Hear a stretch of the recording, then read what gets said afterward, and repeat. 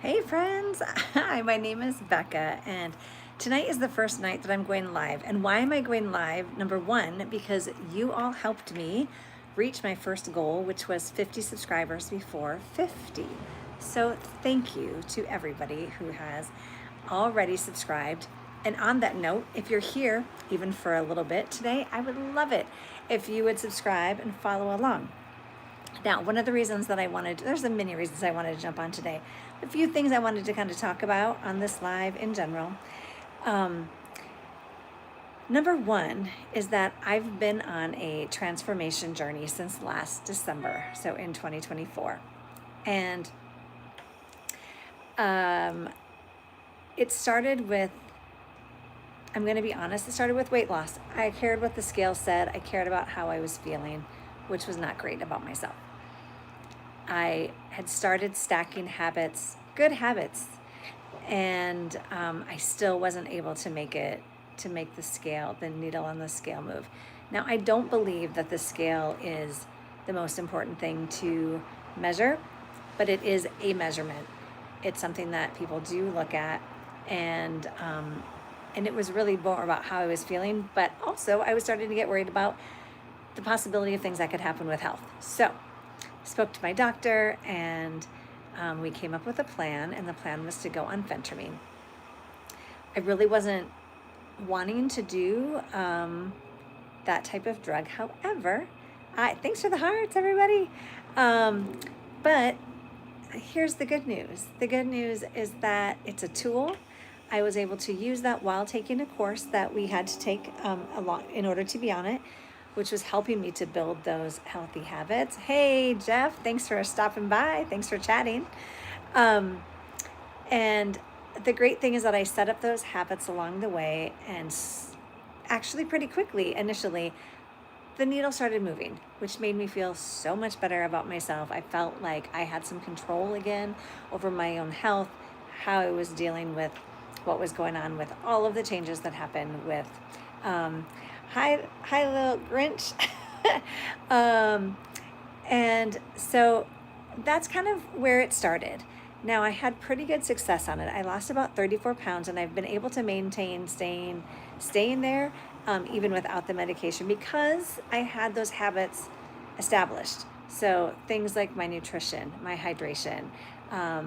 Oh, that's a great question, Little Grinch. I will tell you, today I'm talking about redefining my goals from weight loss in my transformational journey. I want to talk a little bit about recovery from that, some little tricks with nutrition, just simple things that people can track and change themselves, and then how this all leads into long-term wellness. So even if you don't stick around for the whole thing, that's what I'm talking about. It is in my description somewhere that I put in here before I started. So welcome. Quick catch up. I had done a weight loss journey with phentermine for 6 months, but that was paired with a class that I was taking. Thanks for following along and subscribing. Thank you very much. So that's where it started. I lost 34 pounds in that 6 month period, and so that's amazing. And thank you, Jeff, for jumping in there and talking about my transformation. Awesome. And there's a ton of videos over on that stuff that I documented that whole process on another playlist, like weight loss and phentermine journey or something like that. But so that's where it started. Then, and part of that, I was doing some resistance training. The challenge for me was that although I was very, very consistent at the beginning, I got bored with the program that I was doing, which I had used that program previously. It worked really well for me back in like 2020, and I loved what it did for my body. But I was so bored that even though it was only about 10 or 15 minutes a day, hi Surreal, I was bored with it.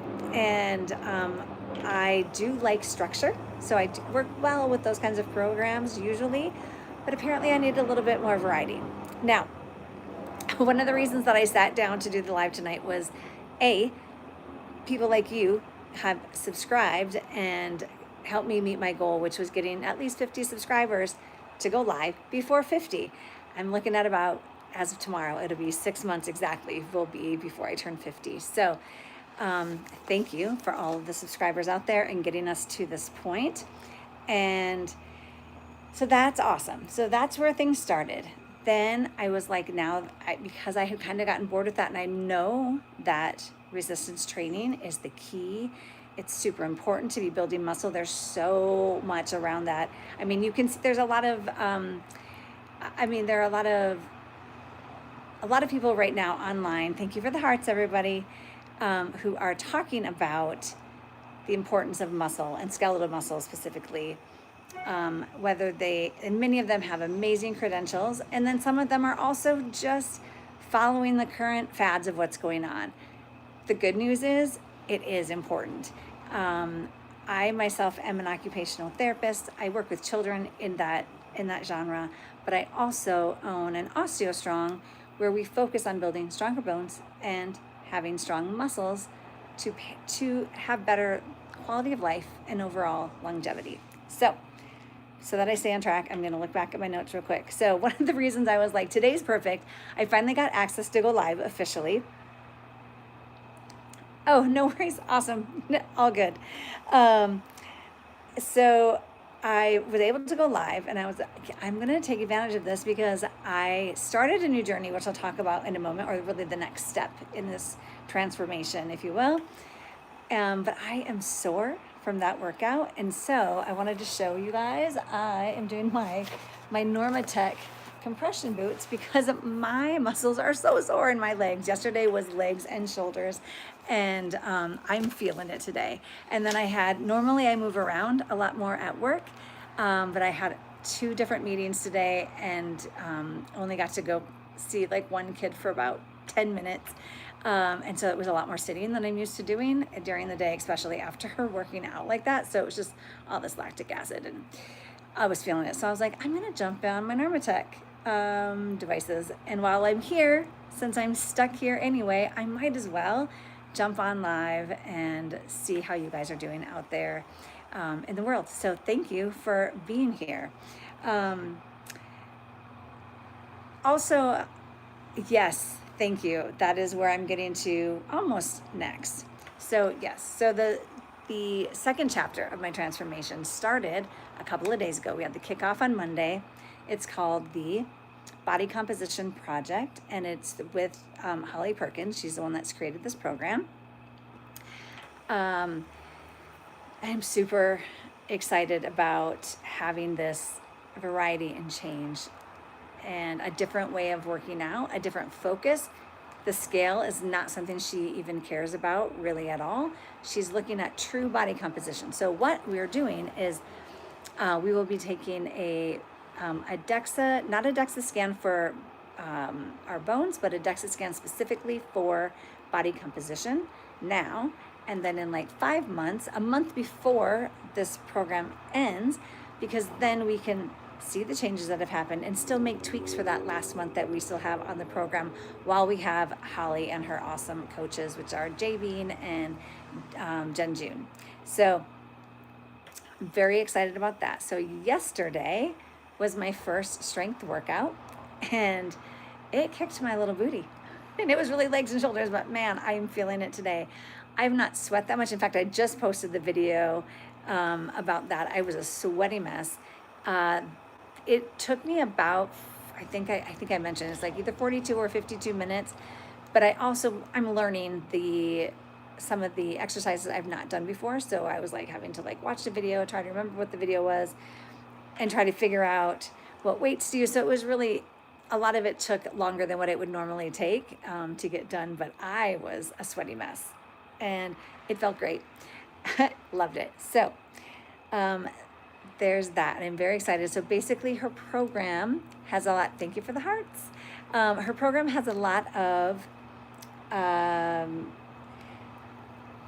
we'll basically have the strength training, which she likes to get us to lifting heavy, which is going to help build even more muscle. But she does it in a very controlled and systematic way, and she's able to work at it. Yes, after a hard workout, how does lactic acid make you feel? Sore. It makes me feel sore. which is why I am doing what I'm doing right now with these, the Normatec compression boots, to kind of work some of that lactic acid and move it through and get all the fluid flowing around inside my legs, because I'm not loving the soreness. I like the idea that I know that I'm doing something good for my body. It'll feel better in about 2 weeks when I can still be doing these workouts and I'm not feeling sore from them all the time. So the key thing that I wanted to share today about the inside of what Holly teaches and educates us on is inside the body composition is a lot of it is nutrition. So most people say, or at least I've heard it said in the past, like if you want washboard abs, you really need to get into the kitchen. It's really about the nutrition. It's not about how many sit-ups you're doing and how many, all the crazy exercises that you could Google it, you could go onto any of the social media sites and put it in like how to get great abs. It's going to show you a bunch of things to do, but honestly, it comes down to nutrition. So it's really in the kitchen. That's where you get them, in the kitchen. So having said that, one of the things that she talks about is looking at the macros. Now, those of you who don't know what macros are when we're looking at our food, is it's how many carbohydrates, how many fats, and how much protein are we taking in our total number of calories per day, at whatever that is for you. So while I was doing my weight loss, the first part of this transformation, I was highly, highly, highly focused on intentional hydration. That's one of my number one things. But the next thing was protein specifically. And I was like, how much protein can I get? With the latest studies that I've seen and books that I've read and sort of the circles that I get to run in because of the business that I have,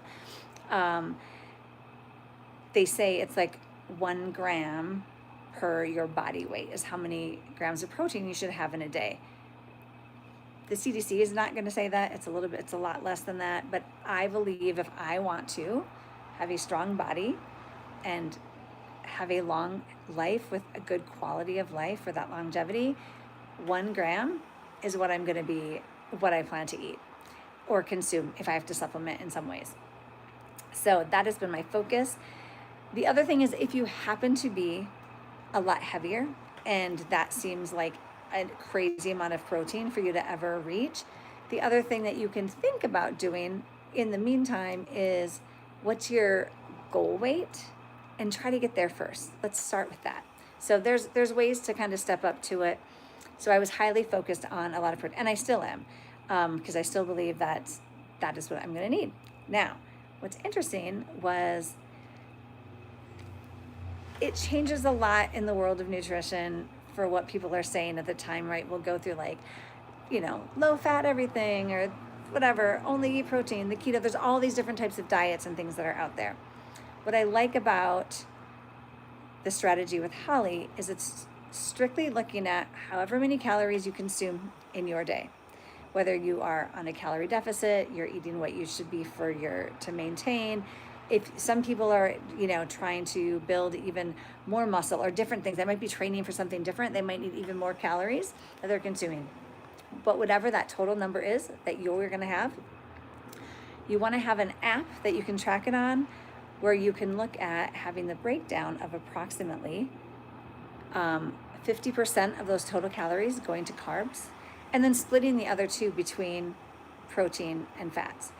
Now, at first I was like, I don't know if that's what I'm doing, but because I had tracked for so long while I was doing the phentermine, I was able to see, most of the time I was pretty close to that ratio, which makes sense as to why I was able to lose some weight, but also I was losing it at a slower rate than I had seen, other people doing phentermine. Thank you for the hearts. That I had seen doing phentermine, because I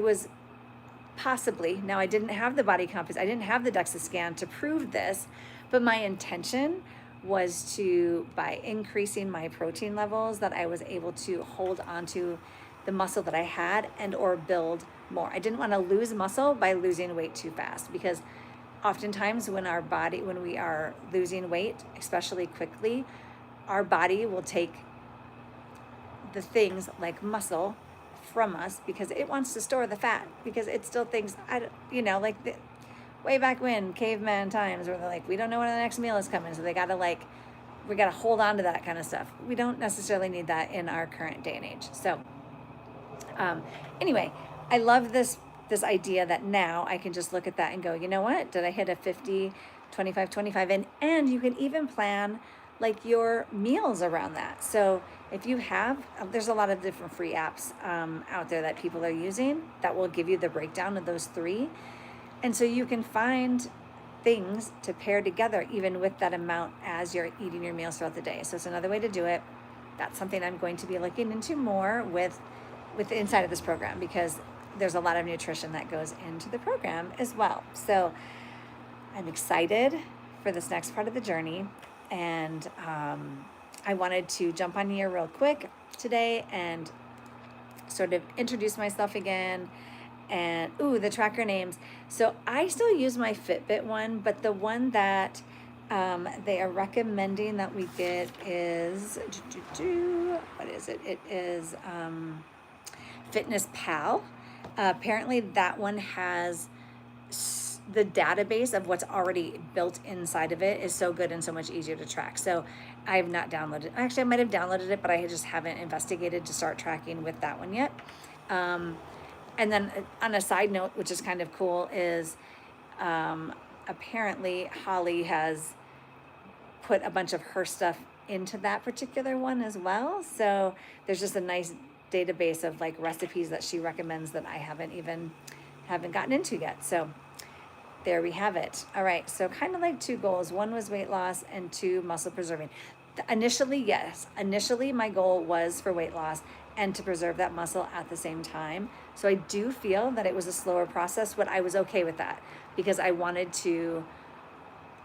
didn't want to lose a bunch of pounds immediately and not feel good inside of the body. Like I still wanted to have I wanted to feel good inside my body. So yes, preserving muscle was super important. And now, not just preserving the muscle, but I want to start building it. And thank you. Thanks for thinking that's cool, Jeff.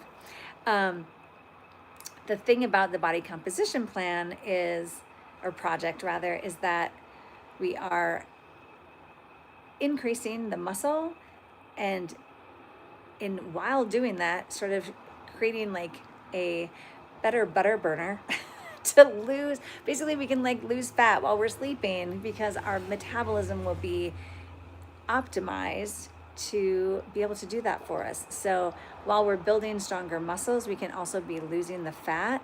And so even the reason why I'm saying we're taking off the weight loss, the focus of the scale, is because we might lose 5 pounds of fat, but maybe we gain 6 pounds of muscle. So the scale is going to be a pound more. And that's okay because we're still probably going to look thinner because it's not the fat and it's just the muscle, and the muscle is just so key and important. And one of these days when I go live, I do hope to get on here with a friend of mine because he has a lot of great information from a truly more of that medical side of things and a medical brain, holding on to that information to be able to educate people on more of these specifics. So hopefully I can coax him into doing one of these with me as well. Let's see. How does muscle have any impact on longevity? Amazing question, which is why I want to bring somebody on. Maybe I should be bringing you on, Jeff Brown, MD. And that might be the deal. But basically, well, first of all, we're going to be stronger longer. So we're going to have better. Thanks for all the hearts. So we're going to be having a better quality of life to be able to live longer. The muscle is going to help us even with the simple contractions, with what it does, just the things that it pumps out into the body. I'm going to bring on an expert because this is not my expertise area. But if we want to talk about something I can for fun, some of my OT stuff kid-wise, I'm in it for that. That's easy.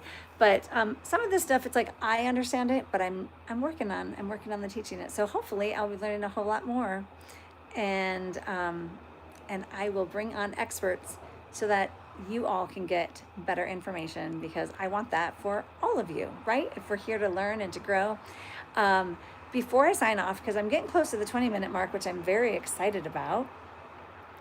And plus my Normatec it stopped. So I'm like, now I need to focus on some other things this evening. But I'm super glad that I was able to jump on here and chat with you all. Please make sure to go on and, subscribe, follow along with this journey. I'm very excited about this journey and being able to document it along the way. Tell us about your kid OT stuff. Perfect. I would love to. Oh my goodness. I mean, so many things. So yeah, so randomly has nothing to do with what I said was going to be in the description of this at all. But when I'm talking to parents, let's say, and they're very concerned about how their child is holding or using tools like a pen, right?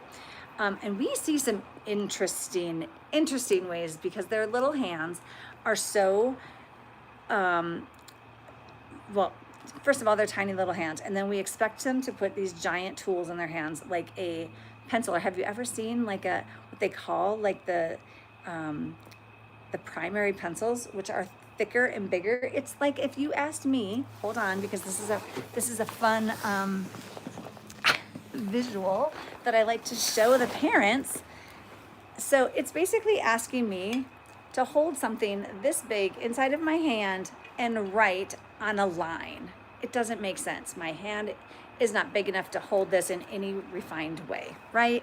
However, smaller is better when it comes to building our fine motor skills in our hands. So I tell them all to use small pencils, like golf-sized pencils, to use broken crayons. In fact, have a crayon breaking party, because they might be a little bit more anal and they might want to not have broken crayons, and they might want beautiful, precise crayons. But guess what? If you make it fun, you can break the crayons. They're strengthening their hands as they're doing it, and then they're forced to use like 3 or 4 fingers. So great question. The tripod grasp is where you're using 3.